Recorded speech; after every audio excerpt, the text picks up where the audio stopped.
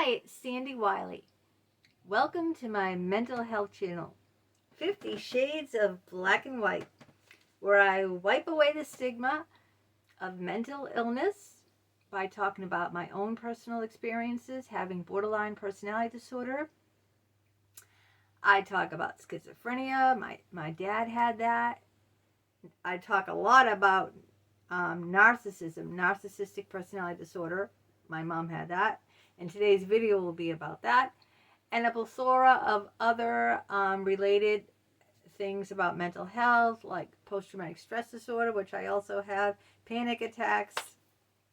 I try to cover as much as I can on my channel that I have personally experienced in my own life as a patient. But I must say emphatically that I am not a therapist in any way, shape, or form. I do not hold a degree in psychology, and I do not practice therapy. I'm not a therapist. I'm not a professional. So I only come on here giving you my own personal opinions from my own experiences. So by no way, please take this as, professional advice. It's only personal advice. If you like what you see, give it a thumbs up. If you're new to my channel, welcome. I hope you like it. I hope you subscribe. Please subscribe. I love to hear people's comments. I only ask one thing of you in the comments. Please be kind and respectful in the comments. Please be kind to me. Please be kind to yourself. And please be kind to everyone else. We can disagree. That's fine. But we need to be respectful of people's opinions. And as I said, I'm only giving you my personal opinions. You don't have to agree with them, but you do need to be respectful and kind. Okay, today I'm going to ask a very important question. I'm going to answer the important question. Are narcissists capable of love? What do you think? Well, I'm going to give you my opinion. Are narcissistic people with narcissistic personality disorder, capable of loving someone? And my short answer is yes, they are. They're capable of loving, well, at least 3 people. 3. What are those people? Me, myself, and I. Those are the 3 people that a narcissist is capable of loving. Me, myself, and I. And there's no room for a 4th person on there. Absolutely not. So there is your answer of, that's what I think. Now, how do I know? I'm not a professional. I grew up with a narcissistic mother. My best friend was narcissistic. Okay? I was best friends with her for 12 years. And I will give you examples of my mother, who I had in my life till I was 38 years old, when she died suddenly, violently, in the living room floor of heart failure. My father died on the kitchen floor 3 months later of severe cancer that spread all over his body. Now, my mother was so narcissistic, like I just said, me, myself, and I. They're selfish. They're all wrapped up in themselves, narcissists. They only care about you if you can do something for them. If you cannot be of service to them, poof, and away you are. Away you go. So they're only interested in what you can do for them. Okay? It's totally one-sided. Someone wrote in the comments, I don't know who it was, and I forget what video it was, that, and if you're listening to this, maybe, you're the person that wrote it. They said that their mother they were on the phone with their mother, and she was watching something on TV. She heard something on TV, and she said, hold on a minute. And she put down the phone, and she went and watched what was on TV. Then after 5 minutes or so, she came back and she said, "Oh yeah, I'm back." What? I mean, can you imagine when you're on the phone with someone, seeing something on TV and saying, "Oh, can you wait?" Then go and watching it and then say, "Oh, I'm back," and having that person just sit there.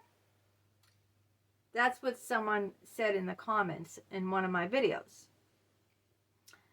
I was like, whoa, but it did remind me of another time with my own narcissistic mother. So that's why I wanted to bring this up. And this was my birthday, okay? So it was my birthday, and we lived in a 2-family house. And I went to visit my mom downstairs. I just walked downstairs, and she was in the living room watching Oprah. You don't disturb my mother when she watches Oprah. She's like, God or something, or sacred ground, or, you know what I mean? It's like the Messiah has that. Well, that's how she was, glued to the television. It was my birthday, which I reminded her it was my birthday, and I don't know what, I was trying to engage her in a conversation. She wouldn't take her eyes off the TV. Glued to the TV. And I sat there, trying to engage her. I said it was my birthday. I started talking to her, glued to Oprah. So you know what I did? I got up and left. And you know what? She didn't even notice. She didn't say, "Where you going?" Nothing. That was it. Made no reference of it. Never called me and said, "Hey, did you want to tell me something? Or did you want to talk about something?" Or nothing. That was it. She didn't even know I was there. And she didn't even know I left. Really. This is how narcissistic people are. That was just one example. And whoever you are, the subscriber who told me that, you reminded me. That's why I love you subscribers commenting. I love you guys so much because you remind me of things that I want to talk about in my next video. So please keep up the comments because you're helping me, and also you're making me feel like, gee, I'm not the only one, that, had a mother, like that. My best friend, who's no longer my best friend, hasn't been my best friend in many, many years. I won't mention her name, but, if you watched other videos, you know who she is. God, she might be watching these videos. I don't know. But, so, I met her at the park, and we hit it off because we had a lot in common. I talked about this in other videos. I won't bore you with the details. I invited her for a nice luncheon at my house with her husband and her children. I mean, it's the first time she was at my house. I always extended myself to people, okay? I was the one who always invited people over my house. I was the one always making big, elaborate lunches and dinners. I was the one always doing for people, and it never was reciprocated. But anyway, I invited her, to be friends. Back then, I was different than I am now. I'm no longer like that now. But back then, I was. So I invited her over. I told her a certain time. She was over an hour late. It's one thing. When I tell someone, if you invite me over, okay, and I tell you I'm going to be there at that time, you better believe I'm going to respect you. Because that shows lack of respect. If I tell you a time and I'm late, and this woman was always late, constantly, to special events, to my son's birthday parties, this woman never was on time. And that shows that's a narcissistic trait. She didn't care about my time, Whenever she could show up, "Oh, here I am. Aren't you glad that I showed up 2 hours late?" When I tell someone I'm going to be, I'm going to meet them or come over their house, I'm there on time. Now, if circumstances, if there was an accident and traffic held me up, I would call that person and say, "Hey, look, I'm really sorry. I'm held up because there's an accident on the road. or whatnot, whatever happened, and I'm not going to make it at that time, you know. I would call and let them know. But anyway, then she got there. We sat down in my dining room, big dining room. I had a huge dining room back then. It was an old house, so it had big, very large rooms. And I had a feast of, I don't know what I had. This was like, I don't know, how many years ago? Like, over 25 years ago. I don't know. It was a long time ago. And all she did was start talking about herself. And not just anything about herself. She started telling me about her sex life, how her husband was gay. Now, this is the first time I had this woman in my house. All right? There was not an established friendship. Okay? I only met her one other time, and that was at the park. When I used to be social and friendly, I'm no longer like that anymore. I've been burnt way too many times, okay? I've learned. Once bitten, twice shy. And she went on and on about all her friends, how they screwed her over. They screwed her husband over. They all hated her because her husband's gay. I mean, it felt like, you know, I was a psychologist, and my husband was there too, and my son, Austin, was there. And she's saying all this stuff like my husband's gay, he's into men, in front of my son, because we're all at the dining room table, okay? It was me, Andrew, Austin, her husband, and her two children. Oh, well, one was a little baby. But, you know, so the children were present when she's saying this, you know? And it's like, I don't even know you, okay? We're just starting out, and I thought, you know, and she like stayed for over 3 hours, and this was lunch. Now, I didn't tell her it was a 3-hour lunch. First of all, I would never impose on someone like that. If someone invites me over, you know, their place, for the very first time now, I'm not going to stay. Can you imagine if you invited me over and I stayed at your place for over 3 hours? It was getting to dinner time. I had to cook dinner, and I'm still sitting here with lunch food. It's like, I never told her, oh yeah, you can stay the whole day, or you can stay for dinner. Okay. I later learned that this woman was extremely narcissistic. In hindsight, this is before I became aware of anything, okay? When I used to be a doormat, you know? When I used to let people walk all over me continually. But it got to the point one day when I said, you know what? No, never again. Nope, never again. That's not how people... Then when I started to become more friends with her, and we started socializing much more, you know, one day... This was when our friendship was, I don't know how long. It wasn't like brand new. And we were at some like burger place that had like outdoor park or something. I don't remember. I don't think it was McDonald's. It could have been McDonald's. I don't remember. But the kids were on the jungle gyms, and we were sitting down at the picnic table eating lunch. And, you know, I decided, you know, to tell her something intimate and personal about my life, because all I hearing is about her life over and over again, details about, you know, everything. So I told her something intimate, and she just completely went on talking about herself. It's like I didn't even say anything. Just like with my mother watching Oprah, I'm sitting there and I'm having a conversation with someone watching TV who doesn't hear a word. I leave and they don't even know I'm gone, because they really didn't even know I was there to begin with. So how would they know I left? I mean, but I made my presence known. I stood in front of her and I said hi. I wasn't hiding or something. So I'm sitting there with my best friend, and I'm opening up for once. I'm talking about me for once.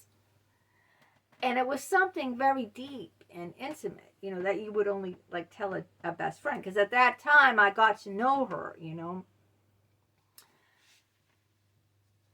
And she just acted like I said nothing, you know, like, oh, how's your burger? You know, did you have enough ketchup? Or, you know, something stupid. Like, in other words, I bared my soul to her.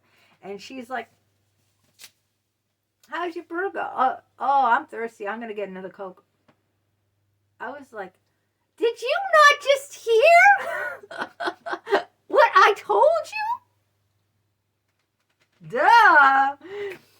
So, are narcissists capable of love? No! No, they are not. No. I grew up with one. My best friend was one. I dated one. My psychologists were all narcissistic. Every single psychologist I had was narcissistic. In fact, the only person that wasn't narcissistic is my husband. And I've lasted with him for 40 years. I've known him since I was 18. I'm 58. 1858, that's 40, that's 40 years. He's the only person in my life that's not narcissistic. And as a result, he's the only person in my life. I don't have anyone else in my life except my two sons. But because I attracted narcissistic people. I attracted them. I'm gonna own it, okay? Right here. I'm owning it. I attracted them. Why did I attract them? Because I was raised with a narcissistic mother. I mean, my father left me for years. He was in mental institutes because he had paranoid schizophrenia. He was delusional. I mean, he was really troubled, let's put it that way. And I was left with a narcissistic mother who was all wrapped up in herself and didn't even know I existed. So we do repeat, what we grew up with. We don't do it consciously, okay? I didn't consciously, pick a best friend that was going to ignore me.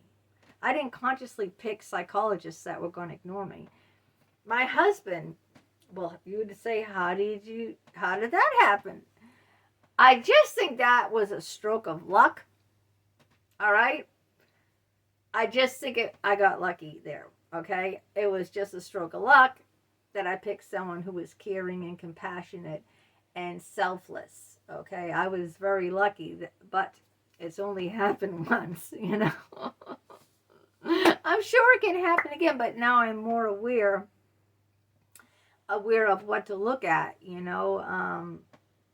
so my radar is always up, my antenna, and so I know when I'm with someone, I know the signs, I know what to look for, and my boundaries are very high too, and I have expectations of people, and I'm not that doormat anymore.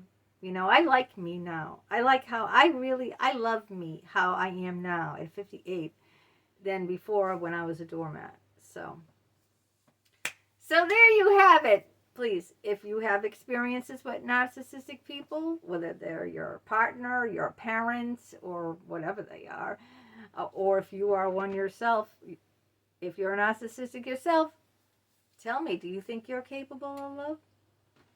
Because I don't think you're capable, if you are a narcissistic, of loving anyone but yourself.